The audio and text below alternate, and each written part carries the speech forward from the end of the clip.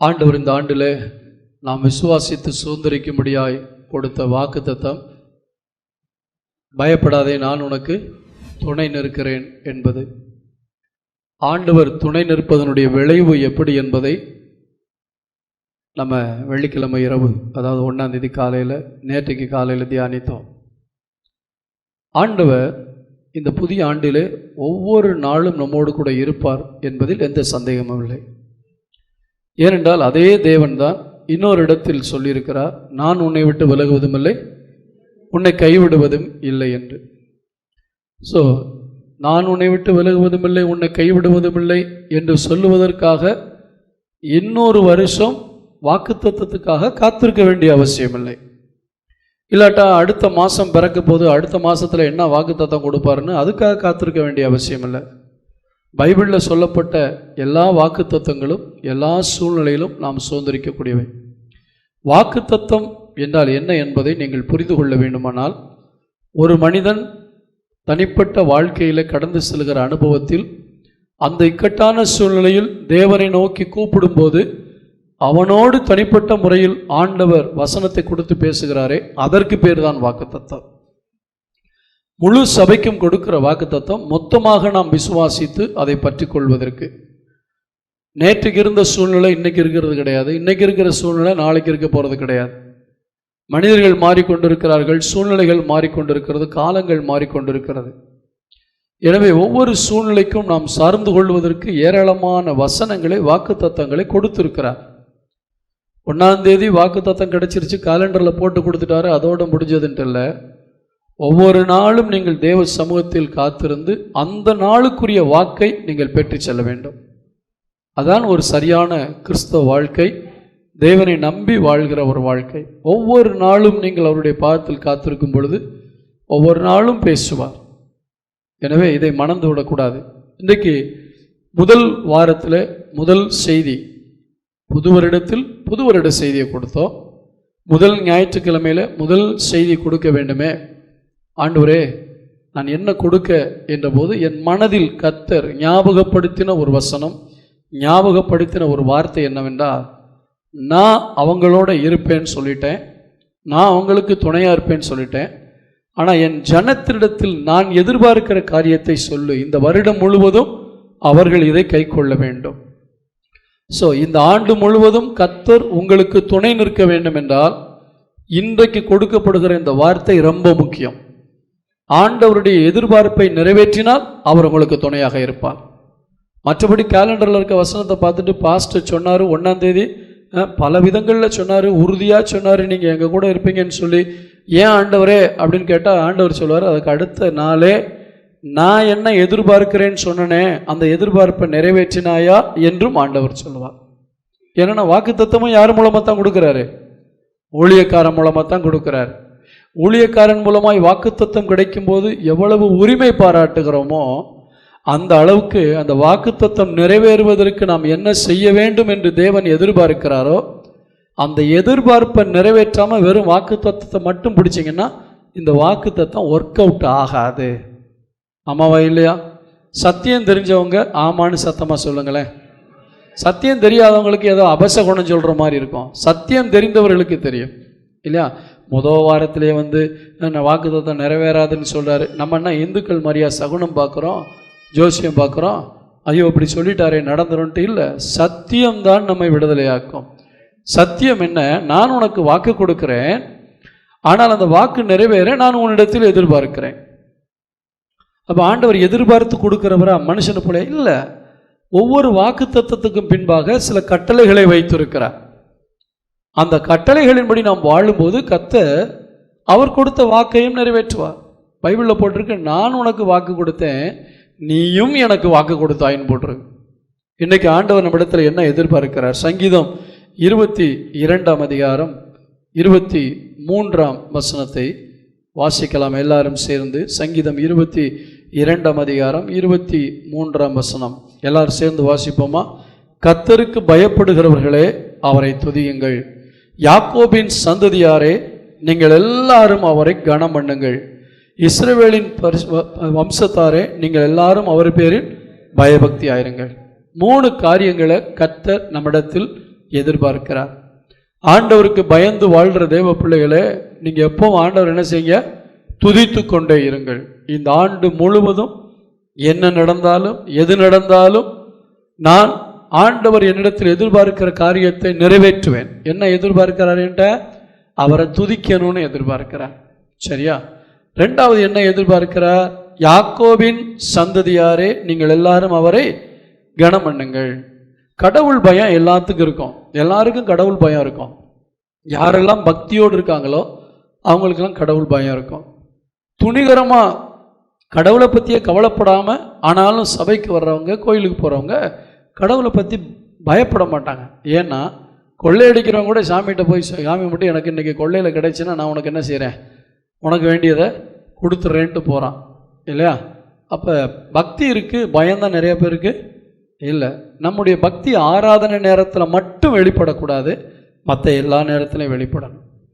கர்த்தருக்கு பயப்படுகிறவர்கள் என்பவர்கள் பொதுவான மக்கள், பொதுவாக ஆண்டவருக்கு பயந்து வாழ்கிறவங்க. ஆனால் யாக்கோபின் சந்ததின்னு சொல்லும்போது ஆண்டவர் உரிமை பாராட்டக்கூடிய நிலைமையில் இருக்கக்கூடியவர்கள். இவன் என் பிள்ளை, இவன் என்னுடைய இவன் என்னுடைய மகன் சொல்லி ஆண்டவர் உரிமை பாராட்டக்கூடிய அளவில் இருக்கக்கூடியவர்களுக்கு சொல்கிறாரு, நீங்கள் என்ன கனம் பண்ணுங்க. அப்போ முதல் கூட்டம் பொதுவாக கர்த்தருக்கு பயப்படுற கூட்டம். ஐயோ கடவுளுக்கு பயந்து வாழணும்.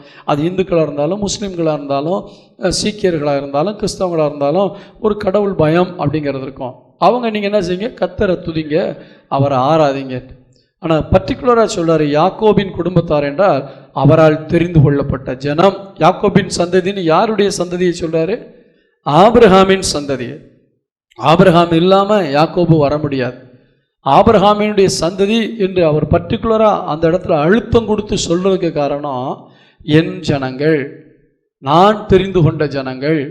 அவங்கள பார்த்து என்ன எதிர்பார்க்கிறாரு? நீங்கள் என்ன கனம் பண்ணணும்னு எதிர்பார்க்கிறார்.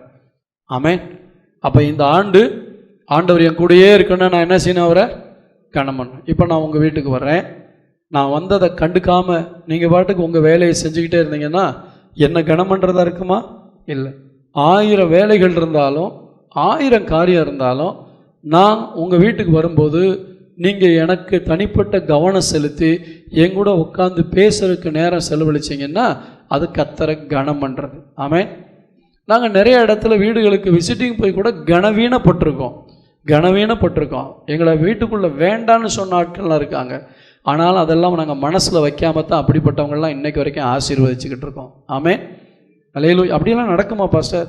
எல்லா பாதையிலையும் நாங்கள் போயிட்டு தான் வர்றோம். விசிட்டிங் போயும் பாஸ்டர் வீட்டுக்குள்ளே வர வேண்டான்னு சொன்ன ஆட்கள்லாம் உண்டு.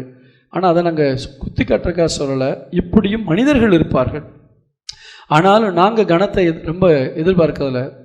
அதை எதிர்பார்த்துக்கிட்டு இருந்தோம்னா நிறைய வீடுக்கு நாங்கள் விசிட்டிங் வரவே முடியாது. அது வேற காரியம். ஆனால் ஆண்டவர் பயத்துக்குரியவர், பக்திக்குரியவர். அவர் கனத்தை எதிர்பார்க்கிறார். எல்லாரும் அவரை கனம் பண்ணுங்கள் என்று சொல்லப்பட்டிருக்கு. கனம் பண்ணுவதென்றால் அவருக்குரிய மரியாதையை கொடுப்பது, அவருக்குரிய மதிப்பை கொடுப்பது, அவருக்கு முதலிடம் கொடுப்பது. சொல்லுங்க பார்க்கலாம். அவருக்குரிய கனத்தை கொடுப்பது, மரியாதையை கொடுப்பது, அவருக்கு முதலிடம் கொடுப்பது. நீங்கள் கர்த்தரை கனம் பண்ணுறவங்களா இல்லையாங்கிறத காலையில் எழுந்த உடனேயே கண்டுபிடிக்கலாம். காலையில் எழுந்த உடனேயே நீங்கள் எதை தேடுறீங்க, எதை நாடுறீங்கிறது. சும்மா ஆண்டவரே நான் உங்களை கனப்படுத்துகிறேன்னு சொல்கிற வெறும் வார்த்தையில் நம்முடைய ஆண்டவர் மயங்க மாட்டார். ஏன்னா அவர் சர்வஞானி. நம்முடைய இருதயத்தின் யோசனைகளை அறிந்திருக்கிறார். உள்ளந்திரியங்களை ஆராய்ந்து பார்க்கிறார். உங்கள் உதடுகள் சொல்கிறத விட உங்கள் உள்ளத்தில் என்ன நினைக்கிறீங்கிறத ஆண்டவர் பார்க்குறார். நாங்கள்லாம் உங்கள் உதடுகளின் வார்த்தையில் தானே நாங்கள் ஏமாந்துடுறோம். ஆனால் ஆண்டவர் உதடுகளின் வார்த்தையில் ஏமாற மாட்டார். நீங்கள் நல்ல இனிக்க பேசும்போதே உங்கள் உள்ளம் எப்படி இருக்குங்கிறது என்ன செய்வார்? அவன் வாரம் உட்காரும் போஜனம் பண்ணணும் இனிக்க பேசினாலும் அவன் உள்ள உனக்கு விரோதமாக இருக்குன்னு பைபிளில் போட்டிருக்கு. படித்தவங்கெல்லாம் ஒரு எல்லையிலே சொல்லுங்க பார்க்கலாம், போட்டிருக்கு. அப்போ உதடுகளிலே கனம் பண்ணுகிற ஒரு கூட்டம் உண்டு. ஆண்டவரே உங்களை மகிமைப்படுத்துகிறேன், உங்களை கனம் பண்ணுற ஆண்டவரே, நீங்கள் எவ்வளவு பெரியவர், எவ்வளோ வல்லவர்னு சொல்லி எங்கே கனம் பண்ணுறாங்க? கூடி வரும் பொழுது ஜனங்கள் மத்தியில் கிளிப்பிள்ளை சொல்கிற மாதிரி சொல்லி சொல்லி பழகிட்டோம். ஆண்டவரே உங்களை கனம் பண்ணுறோம் அப்படின்னு சொல்கிறோம். பல விதங்களில் பல வார்த்தைகளில் அவரை கனம் பண்ணுற மாதிரி நம்ம சொல்லி பழகிட்டோம். ஆனால் நடைமுறை வாழ்க்கையை பார்த்தீங்கன்னா நீங்கள் அவரை கனம் பண்ணுறீங்களா இல்லையாங்கிறத நீங்களே கண்டுபிடிக்கலாம். எப்படி? காலையில் எழுந்த உடனே ஆண்டவர் என் வீட்டில் இருக்காருன்னு, நான் உனக்கு துணை நிற்கிறேன்னு சொன்னவர் வீட்டில் இருக்காருன்னு நான் விசுவாசிக்கிறேன்ல, அப்போ அவர் என் வீட்டில் இருக்காருன்னு விசுவாசா முதல்ல யாரைத்தான் தேடுவேன்?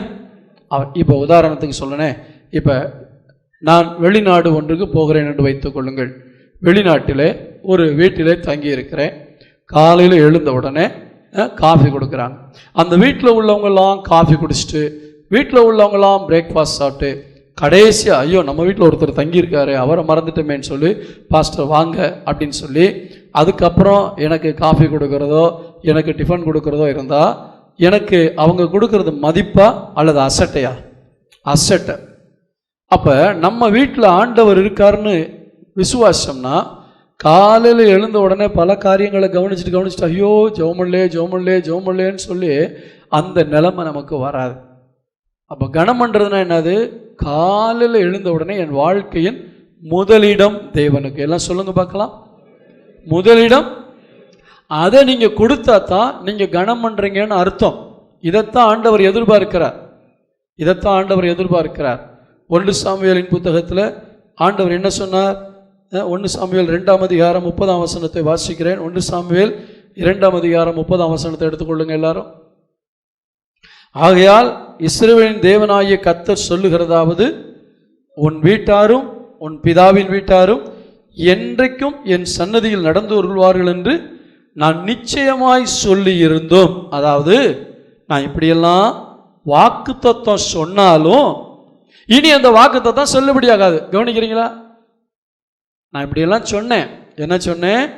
உன் வீட்டாரும் உன் பிதாவின் வீட்டாரும் என்றைக்கும் என் சந்நிதியில் நடந்து கொள்வார்கள் என்று நான் சொன்னது உண்மைதான். ஆனால் நான் சொன்ன மாதிரி நடக்க மாட்டேன். அது எனக்கு தூரமாக இருப்பதாக. ஏன்னா என்னை கனம் பண்ணுகிறவர்களை நான் கனம் பண்ணுவேன், என்னை அசட்டை பண்ணுகிறவர்கள் கனவீனப்படுவார்கள் என்று கர்த்தர். இப்போ உண்மை புரியுதா? வாக்குத்தத்தம் கொடுத்தது உண்மைதான். ஆனால் மனம் மாறாமல் இருக்கிறவர் எரேமியால சொல்றாரு, நானும் மனம் மாறுவேன் அப்படின்னு சொல்லியிருக்கார். அவர் தன்மையில் மாறாதவர், ஆனால் தீர்மானங்களை எப்போனாலும் மாற்ற வல்லவர். அவர் பரிசுத்தர் என்பதில் மாற்றமில்லை, எப்பொழுதும் பரிசுத்தர் தான். அவர் அன்புள்ளவர் என்பதில் மாற்றமில்லை, அவர் எப்பொழுதும் அன்புள்ளவர் தான், கிருபையுள்ளவர் தான். ஆனால் அதே சமயத்தில் ஒரு காரியத்தை செய்வேன் என்று சொல்லிவிட்டு மாற்றிக்கொள்ள அவரால் முடியும். நினிவேயை அழிப்பேன் என்று சொன்னவர் சொன்னபடி தான் செய்யணும்னு நினச்சிருந்தா நினிவே மக்கள்லாம் அழிஞ்சிருப்பாங்க. ஆனால் அவர் மனம் மாறினார். நீங்கள் பண்ணுற தவறுகளில் உங்களை அடிக்கணும்னு அவர் மனசு வரும்போது அவர் மனம் மாறுறார். சரி, இந்த வருஷமும் இருக்கட்டும். இல்லை, அவர் மனம் மாறினதுனால தான் இன்றைக்கி நீங்கள் நானும் இந்த இடத்துல உட்காந்துருக்கோம். அவர் நம்முடைய காரியங்களை கண்டு நமக்கு தண்டனை கொடுக்கணும்னு நினச்சிருந்தாருன்னா இன்றைக்கி நிறைய பேர் இந்த இடத்துல உட்காந்துருக்க முடியாது. அந்த அன்பை உணரணும். அந்த அன்புள்ள தெய்வம், அந்த இரக்கமுள்ள தெய்வம் என் வீட்டில் தான் இருக்கார். பரலோகத்தின் சிங்காசனத்தில் இருக்கிறவராக இருந்தாலும் அவர் பிரசன்னத்தினாலே எங்கூட இருக்கார். ஆமென், அல்லேலூயா. மோசேக்கு ஒரு சந்தேகம் வந்துச்சு. ஆண்டவரே, நீங்கள் எல்லாம் எகிப்து தேசத்துலேருந்து கானான் தேசத்துக்கு போங்கன்னு சொல்லிட்டீங்க, ஆனால் என் கூட இன்னார அனுப்புவேன்னு சொல்லலையே, துணைக்கு உனக்கு சப்போர்ட்டுக்கு. அவன் சொல்கிற காரியங்களை கவனிங்க. என் கூட இன்னாரை அனுப்புவேன் என்று நீர் சொல்லவில்லையே. எடுத்துக்கொள்ளுங்கள் யாத்ராமத்தின் புத்தகம் 32ஆம் அதிகாரம்.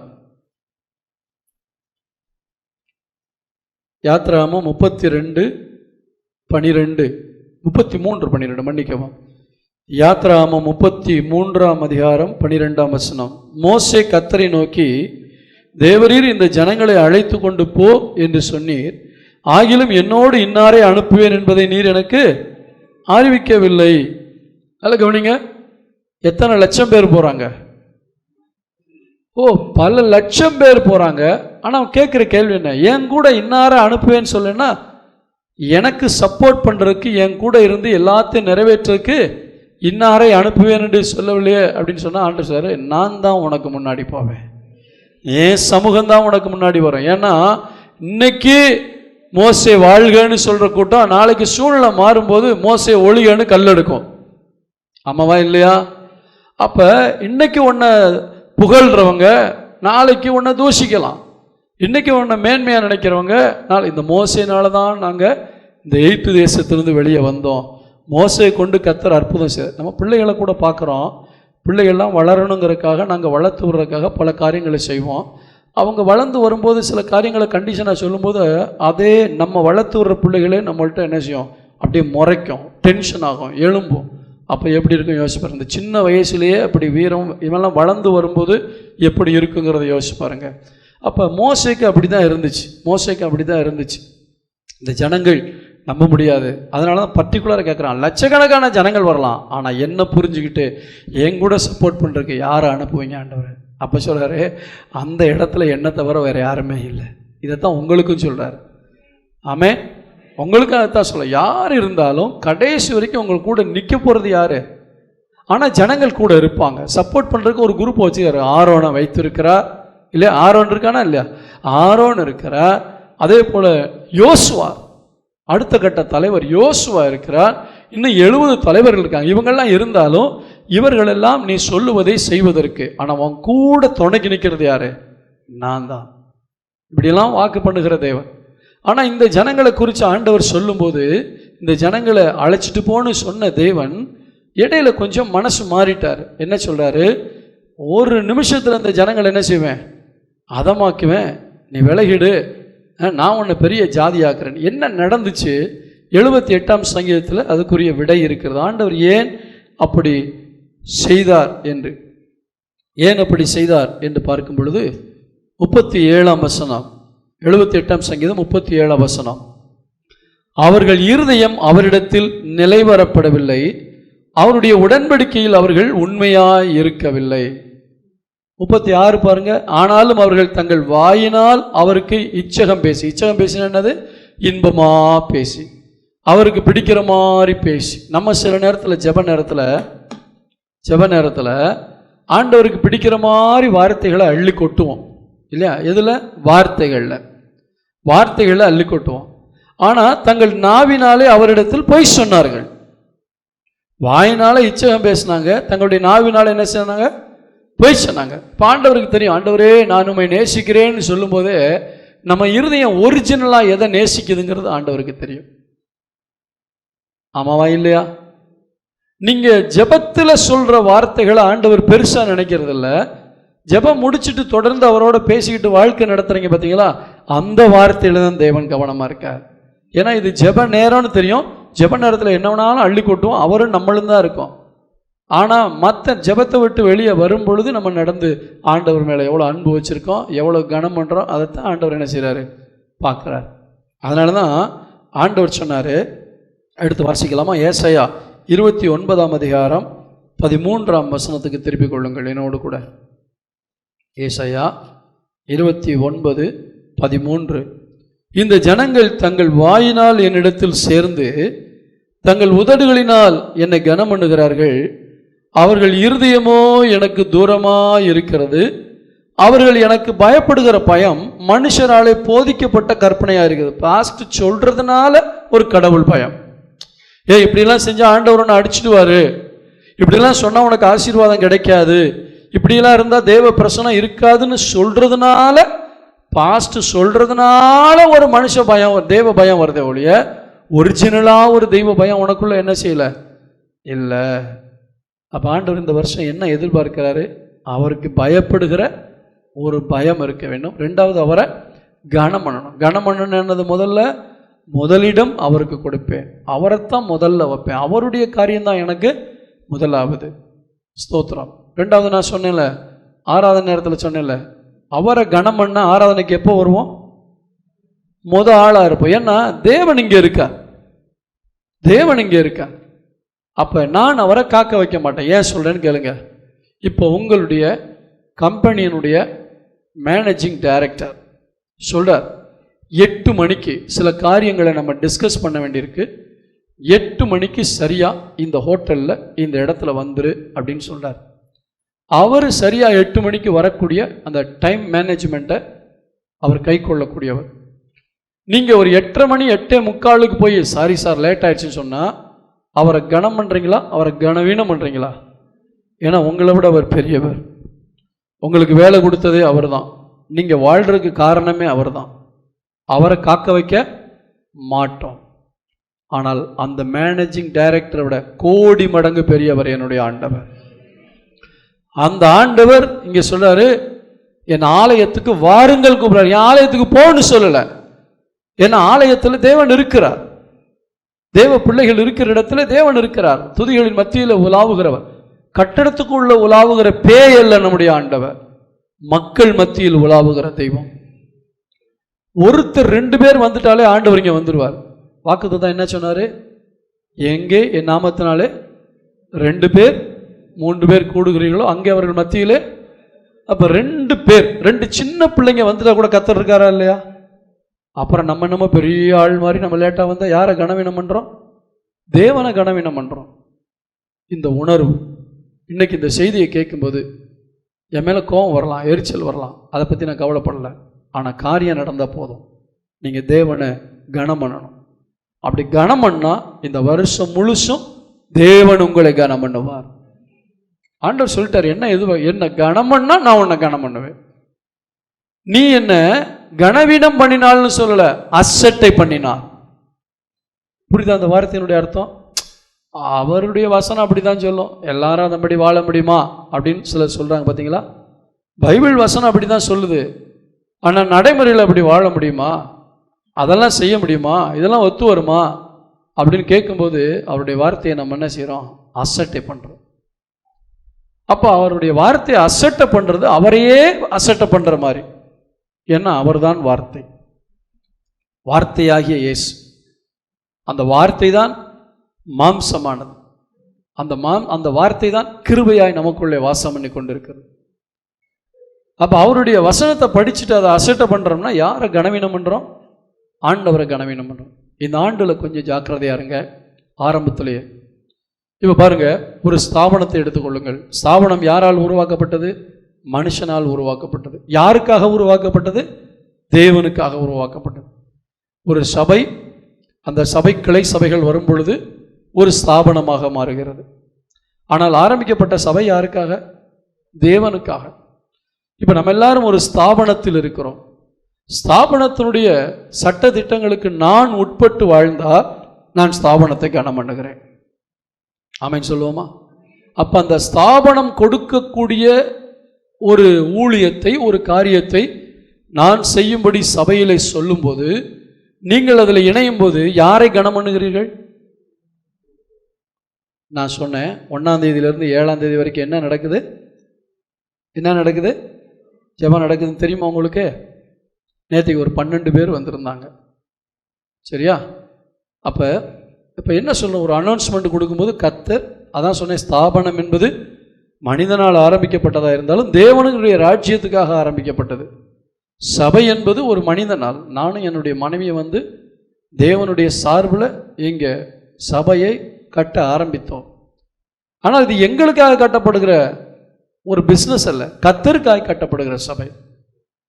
அந்த ஸ்தாபனத்தோடு இணைந்து இருக்கிறது.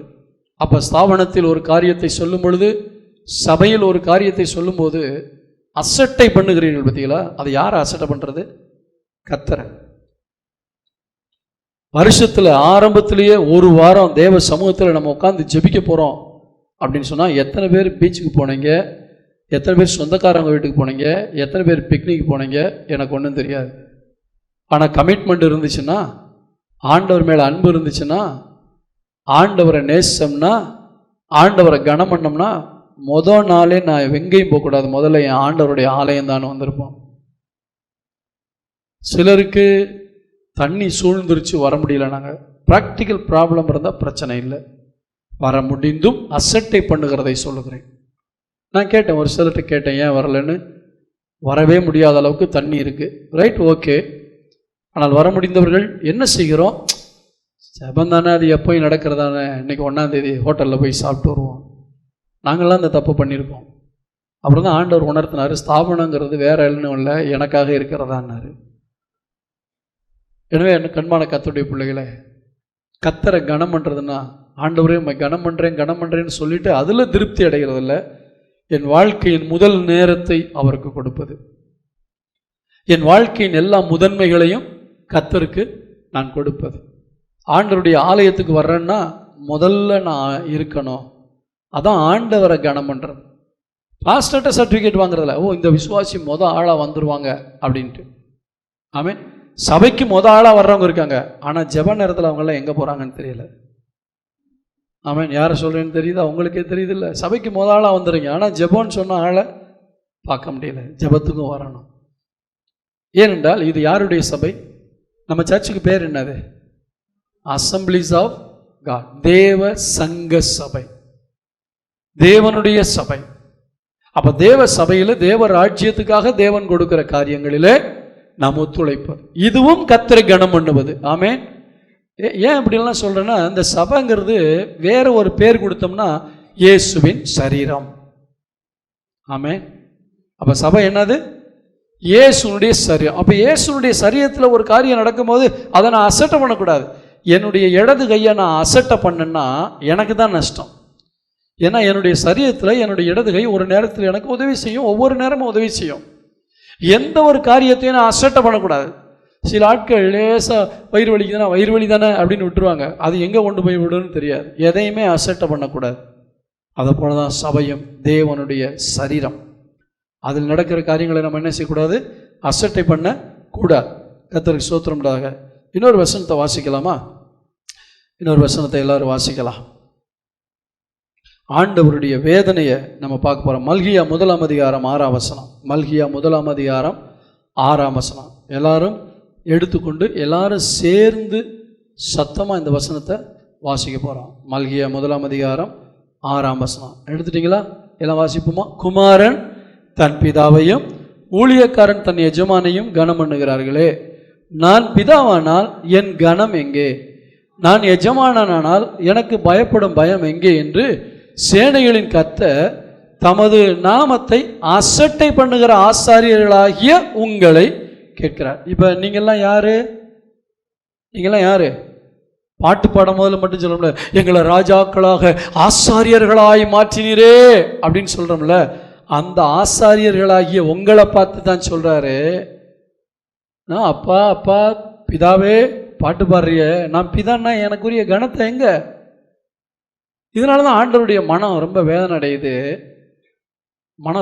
அடையுது. இந்த ஜனங்கள் உதடுகள்னால என்னென்னமோ கப்ஸா விடுறாங்கப்பா, ஆனால் உள்ளம் தூரமாக இருக்கு. இந்த புதிய ஆண்டின் முதல் ஞாயிற்றுக்கிழமையில் ஒரு தீர்மானம் எடுங்க. நான் வேற உதட்டில் மட்டும் நான் இச்சகம் பேசுகிற ஆளாக இருக்கக்கூடாது. என் உள்ளம் உங்களை கனம் பண்ணணும் ஆண்டவரே. அல்லேலூயா. கர்த்தர் ஸ்தோத்திரம். என்னை அசட்டை பண்ணுகிறார்களே. பாருங்க, ஒரு வசனத்தை வாசிக்கலாம், இன்னொரு வசனத்தை வாசிக்கலாம். ஏசாயா 43:23 எடுத்துக்கொள்ளுங்க. உன் ஆடுகளை தகன பலிகளாக நீ எனக்கு செலுத்தவில்லை, உன் பலிகளாலே நீ என்னை கனம் பண்ணவும் இல்லை. காணிக்கைகளை செலுத்தும்படி நான் உன்னை சங்கடப்படுத்தாமலும் தூபம் காட்டும்படி உன்னை வருத்தப்படுத்தாமலும் இருந்தேன். அவர் என்ன சொல்றாரு? தா தா தா தான் நான் சொல்லிகிட்டே இருக்க மாட்டேன். அப்படி சொல்லி எல்லாம் நான் உன்னை வருத்தப்படுத்த மாட்டேன், ஆனால் எதிர்பார்ப்பேன். அந்த வசனத்தை எல்லாரும் சேர்ந்து படிக்க பார்க்கலாம். உன் ஆடுகளை அப்படின்னா என்ன அர்த்தம்? நீ செலுத்துவேன்னு நான் எதிர்பார்த்தேன். ஆமாவா இல்லையா? அப்புறம் உன் பலிகளாலே நீ என்னை கனம் பண்ணவும், அப்ப என்ன எதிர்பார்க்கிறாரு? நீ கனம் பண்ணுவன்னு நான் எதிர்பார்த்தேன். நீ கனம் பண்ணுவன்னு எதிர்பார்த்தேன், கனம் பண்ணலை. யாரும் தப்பாக நினைக்கக்கூடாது. இந்த சிஎஸ்ஐ சபைகளில் தசமம் வாங்குறதெல்லாம் கிடையாது. அவங்களுக்கு சந்தாங்கிறது இருக்கும் இல்லையா? ஸ்பெஷல் காரியங்கள்லாம் முன்னாடி நின்று ஆளாக செய்வாங்க. ஆனால் அப்படிப்பட்ட பின்னணியிலிருந்து வர்றவங்க எல்லாருமே ஆண்டவருக்கு பலிகளால் கனம் செலுத்துறதில்ல. இந்த பெந்தகோஸ்தே சபையினுடைய பாரம்பரியம் இல்லை, இது வேதத்தினுடைய காரியம், தசமபாகம் என்பது. அப்படிப்பட்டவர்கள் இந்த காரியத்தில் நீங்கள் உண்மையாக இருக்க ஆண்டவர் சொல்லிக்கிட்டே இருக்க மாட்டார், தொந்தரவு பண்ண மாட்டார். அது கீழே உள்ளது என்ன சொல்வது? காணிக்கைகளை செலுத்தும்படி நான் உன்னை சங்கடப்படுத்தாமலும் தூபம் காட்டும்படி உன்னை வருத்தப்படுத்தாமலும் இருந்தேன் இல்லையா? ஆனால் என்ன சொல்றார் 24 வசனத்தில்? நீ எனக்கு பணங்களால் சுகந்த பட்டையை கொள்ளாமலும் இல்லையா? எதனால சுகந்த பட்டை எதனால கொள்ளணும்? பணங்களால். அதனால் பணம் என்னது? எத்தனை என்ன என்ன சொல்லி 2 சொல்லி நான் போட்டிருக்கா, 3 சொல்லி நான் போட்டிருக்கா? அப்போ பணம்னா என்னது? பணத்தை செலவழித்து எனக்குன்னு நீ பணத்தை செலவழித்து சில காரியங்களை கொள்ளாமலும், உன் பலிகளின் நிலத்தினால் என்னை திருப்தி ஆக்காமலும், உன் பாவங்களினால் என்னை சங்கடப்படுத்தி உன் அக்கிரமங்களினால் என்னை வருத்தப்படுத்தினாய். அப்போ ஆண்டவர் என்ன சொல்வார்? உங்கள்கிட்ட நான் எதிர்பார்த்தேன் நீ எனக்கு பலி செலுத்துவ, எனக்கு காணிக்க செலுத்துவேன்னு. ஆனால் நான் உன்கிட்ட சொல்லி நான் உன்னை சங்கடப்படுத்த விரும்பலை, உன்னை வேதனைப்படுத்த விரும்பலை. பாஸ்ட்டு தசமபாகத்தை பற்றி பேசுனா கொடுக்காதவங்களுக்கு என்ன நினைப்பாங்கன்னா நம்மளை பற்றி தான் பேசுகிறாரு நினைப்பாங்க. உங்களை பற்றி பேசுறதுக்கு நான் வரலை, சத்தியத்தை பேச வந்திருக்கேன். ஆமென். உங்களுக்கு பேசுகிற மாதிரி இருக்குன்னா நீங்கள் அதில் திருந்துங்க, நீங்கள் அதில் மாறுங்க. ஆனால் ஆண்டவருடைய எதிர்பார்ப்பு என்னது? எனக்கு முதலிடம் கொடுப்பது என்னை கனம் பண்ணுவது, என் வார்த்தையின்படி கீழ்ப்படிவது என்னை கனம் பண்ணுவது. 3வது என் எதிர்பார்ப்பு, நீ கொடுப்பேன்னு நான் எதிர்பார்க்கிறேன், ஆனால் கொடுன்னு நான் உன்னை சங்கடப்படுத்த மாட்டேன். ஆனால் நீ பாவம் செஞ்சு என்னை சங்கடப்படுத்திக்கிட்டே இருக்க. அப்படிதானே போட்டிருக்கு 23ஆம் வசனத்தில். நான் உன்னை சங்கடப்படுத்தாம இருந்தேன், ஆனால் 24ஆம் வசனத்தில் நீ என்ன சங்கடப்படுத்துற. யோசிச்சு பாருங்க. இந்த புது வாரத்தில், புது ஆண்டின் முதல் வாரத்தில் இதை மட்டும் நீங்கள் கரெக்ட் பண்ணிட்டீங்கன்னா உங்கள் வாழ்க்கையில் சூப்பராக வாழலாம். என்ன? அது கர்த்தரை கனம் பண்ணுறது. முதல் கணம் என்னது? அதிகாலையில் அவரை தேடுறது. முதல் வேளை ஆண்டவரை தேடுறது. இப்போ நீங்கள் நைட் டியூட்டி முடிச்சுட்டு வந்து 3 மணிக்கு தான் படுத்துருப்பீங்க. அதிகாலையில் தேட முடியுமா? நீங்கள் எப்போ எந்திரிக்கிறீங்களோ அதுதான் உங்களுக்கு அதிகாலை. ஆனால் 9 மணிக்கு படுத்துட்டு நான் எப்போ எந்திரிக்கிறேனோ அப்போ தான் அதிகாலைன்னு சொல்லக்கூடாது. புரியுதா? ஆண்டவருக்கு தெரியும் நீ எழுந்த உடனே யாரை தேடணும், என்ன தேடணும், என்ன கனம் பண்ணுறேன்னு அர்த்தம்.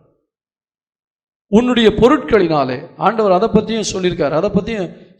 ஆண்டவர் இந்த ஜனங்கள் எதனாலெல்லாம் என்ன இது பண்ணுறாங்கன்னு சொல்லி ஆண்டவர் சொல்லியிருக்காரு. பணங்களாலும் சுகந்தப்பட்டினாலும் நான் எதிர்பார்க்கிறேன், ஆனால் ஜனங்கள் என்ன செய்யலை, பலிகளை செலுத்தி என்ன கனம் பண்ணலை அப்படின்னு ஆண்டவர் சொல்லுகிறார். கர்த்தருடைய பரிசுத்த நாமத்துக்கு மகிமை உண்டாவதாக. எடுத்து வாசிக்கலாமா? நீதிமொழிகள் 3ஆம் அதிகாரம் 9ஆம் வசனம். நீதிமொழிகள் 3ஆம் அதிகாரம் 9ஆம் வசனம். எல்லாரும் சேர்ந்து அந்த வசனத்தை வாசிப்போம். நீதிமொழிகள் 3:9. உன் பொருளாலும் உன் எல்லா விளைவின் முதல் பலனாலும் கர்த்தரை கனம் பண்ணு, அப்பொழுது உன் களஞ்சியங்கள் பூரணமாய் நிரம்பும், உன் ஆலைகளில் திராட்சை ரசம். ஆண்டவர் சொல்றாரு, நான் உனக்கு கொடுக்கிற ஆசீர்வாதத்தினுடைய முதல் பலனை நீ எனக்கு செலுத்த கற்றுக்கொள். முதலாவது அதை நஷ்டம்னு நினைக்காத, அதை கற்றுக்கொள். அதை நீ செய்யும் போது என்ன நடக்கும்னா நஷ்டம் வராது.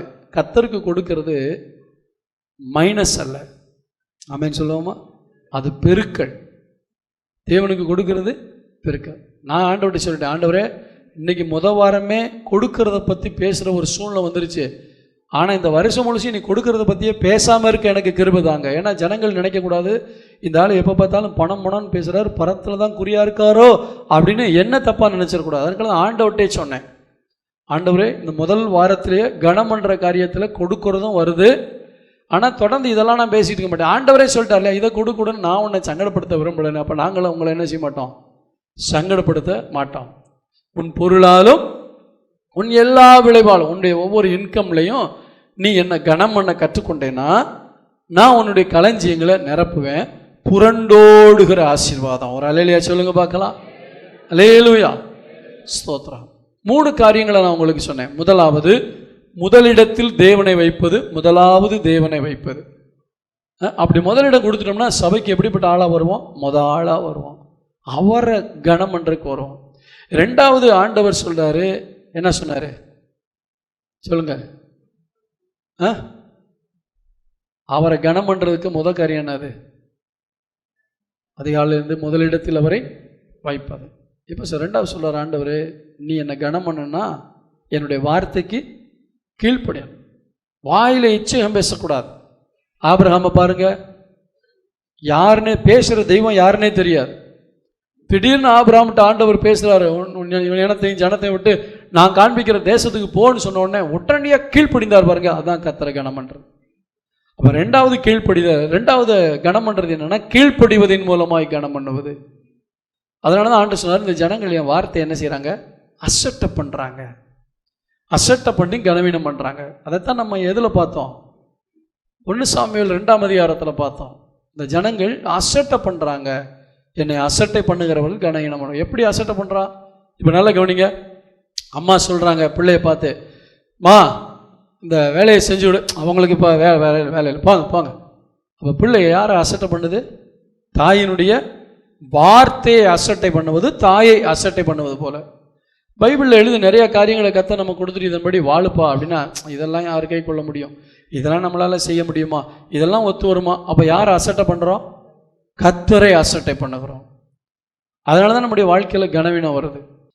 ஆண்டவர் என்னுடைய வார்த்தையை கனம் பண்ண நான் உன்னை கனம் பண்ணுவேன் இருக்கார். இப்போ கெவின் இவ்வளோ பெரிய ஸ்பீக்கரில் கேட்குது, உனக்கு கேட்கலையா? சின்ன பிள்ளைங்கள்லாம் சத்தம் போடக்கூடாது, அமைதியாக உட்காருன்னா அவன் காதலே விழ மாட்டேங்குது இல்லையா? காதலே விழ மாட்டேங்குது. அப்போ என்ன செய்யறாங்க? என் வார்த்தையை உதாரணத்துக்கு தான் எடுத்திருக்கேன், அவங்க பெற்றவங்களும் கோச்சிக்க மாட்டாங்க, சரியா? இப்போ நான் சொல்கிறத அவன் கேட்காம உட்காந்துருக்கான், பார்த்தீங்களா? இப்படி தான் நம்ம செய்கிறோம்.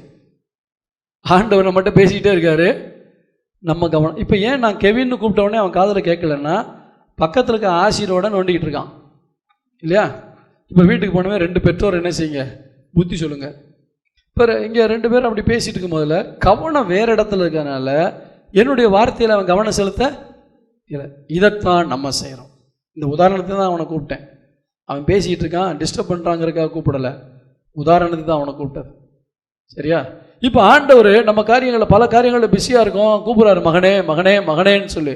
நம்ம ரொம்ப பிஸியில் எப்படி கூப்பிட்றாரு தெரியுமா? உள்ளத்தில் பேசுவார், உள்ளத்தில் பேசுவார், உள்ளத்தில் அவருடைய சத்தம் கேட்கும். அப்படியே அசட்டை பண்ணிட்டு அப்புறம் ஜெபம் பண்ணலாம், ஜெபம் பண்ணுன்னு சொல்லுவார், அப்புறம் ஜெபம் பண்ணலாம், இவ்வளோ வேலை இருக்குது, இதை முடிச்சிட்டோம்னா அப்புறம் ஜெபம் பண்ணலாம், இப்படின்னு வார்த்தை என்ன செய்கிறோம், அசட்டை பண்ணுறோம். என் வாழ்க்கையில் நான் பார்த்துருக்கேன், ஆண்டவர் ஜெபம் பண்ணுன்னு சொல்கிற நேரத்தை விட்டுட்டு எனக்கு வசதியான நேரத்தில் போய் ஜெபம் பண்ண போகும்போது தேவை பிரசனத்தை என்னால் உணர முடியாது. அவர் கூப்பிட்ட உடனே என்ன வேலை இருந்தாலும் டக்குன்னு முழங்கால் போட்டோன்னா ஏதாவது ஒன்று பேசுவார். அதான் கனம் பண்ணுறது. ஆமென், அல்லேலூயா. கத்த இப்போ யோசிச்சு பாருங்களேன், பிள்ளைகள்கிட்ட அம்மா வேலை சொல்லும் பொழுது, அப்பா வேலை சொல்லும்போது, உங்களுக்கு வேறு வேலை இல்லை, எனக்கு நிறையா வேலை இருக்குது, நான் அதை செய்ய வேண்டியிருக்கு, இதை செய்ய வேண்டியிருக்குன்னு சொல்லும்போது உங்களை அசட்டை பண்ணுது. இதைத்தான் கத்த சொல்கிறாரு, நான் பிதாவானால் என் கனம் எங்கே, என் வார்த்தைக்கு ஏன் கீழ்ப்படிய மாட்டேங்கிறீங்கன்னு. 3வது சொல்கிறாரு, உன்னை ஆசீர்வதிக்கிறது நான், உனக்கு ஜீவனை கொடுக்கறது நான், உனக்கு பிஸ்னஸை கொடுக்கறது நான், உனக்கு வருமானத்தை கொடுக்கறது நான், எல்லாமே நான். ஆனால் நீ முதல்ல அதுலேருந்து ஒரு பங்கு எடுத்துகிட்டு வந்து எனக்கு கொடுப்பேன்னு நான் எதிர்பார்க்கிறேன். ஆனால் அதை சொல்லி உன்னை கட்டாயப்படுத்தலை, உன்னை சங்கடப்படுத்த விரும்பலை. நீ வருவ கொடுப்பேன்னு நான் எதிர்பார்த்தேன், ஆனால் நீ என்ன கனம் பண்ணலை. இந்த 3 காரியத்தை இந்த வருஷத்தில் செஞ்சு பாருங்க, உங்கள் வாழ்க்கை களஞ்சியம் நிரம்பக்கூடியதாக இருக்கும். பாதையெல்லாம் நெய்யாய் ஒளியா இருக்கு. வருஷத்தை நன்மையினால் முடிசூட்டுகிறவராக இருப்பார். இந்த ஆண்டவர் உங்கள் ராஜ்யத்துக்குரிய காரியங்களுக்கு நான் முதலிடம் கொடுப்பேன். அதை இன்றைக்கே நிரூபிப்போமே, இன்றைக்கி சாயந்தரத்திலே நம்ம ஜபத்தில் நிரூபித்து காட்டுவோமே, ஒவ்வொரு நாளும் அதை நிரூபிப்போமே. நம்ம வார்த்தையில் இச்சகம் பேசிட்டு இந்த இடத்துல உட்காந்து தீர்மானம் எடுத்துகிட்டு போகிற ஜனங்கள் கிடையாது. ஆண்டவரை, நான் இந்த வருஷத்துலேருந்து நான் என்ன உங்களுக்கு உள்ளத்தில் வாக்கு கொடுக்குறேனோ அதை இருதயத்தில் நான் நிறைவேற்றுகிறேன். இப்போ ஆண்டவர் பார்ப்பாரு, என்னை கனம் பண்ணுகிறவர்களை நான் கனம் பண்ணுவேன். இப்போ ஆண்டவர் ஆபிரகாமை பார்த்து சொல்றாரு, ஆபிரகாம் என் சொல்லுக்கு கீழ்ப்படிந்தபடினா என்ன கனம் பண்ணிட்டான். அது இன்டைரக்டாக என்ன மீனிங், எனக்கு மதிப்பு கொடுத்து நான் யாருன்னே தெரியாமல், நான் எந்த கடவுளும் எங்கே இருக்கேன் ஒன்றுமே தெரியாமல் வானத்துலேருந்து ஒரு சத்தம் கேட்ட உடனே நீ அதுக்கு கீழ்ப்படிஞ்சு வீட்டை விட்டு வெளியே போன, ரொம்ப சந்தோஷம், நான் உன்னை ஆசீர்வதிப்பேன். அடுத்த அதிகாரத்தில் பார்த்தீங்கன்னா ஆபிரகாம் பெரிய சீமானாக இருந்தான்னு போட்டிருக்கோம். இல்லையா, சொல்லுவோமா?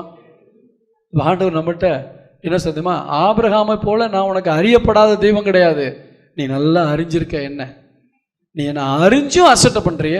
அறியாத ஆபிரகாம் கீழ்ப்படிந்தார், என்னை அறிந்தும் நீ கீழ்ப்படியலைங்கிறதா ஆண்டவருடைய வேதனை. இன்னைக்கு ஒரு தீர்மானம் எடுப்போம்.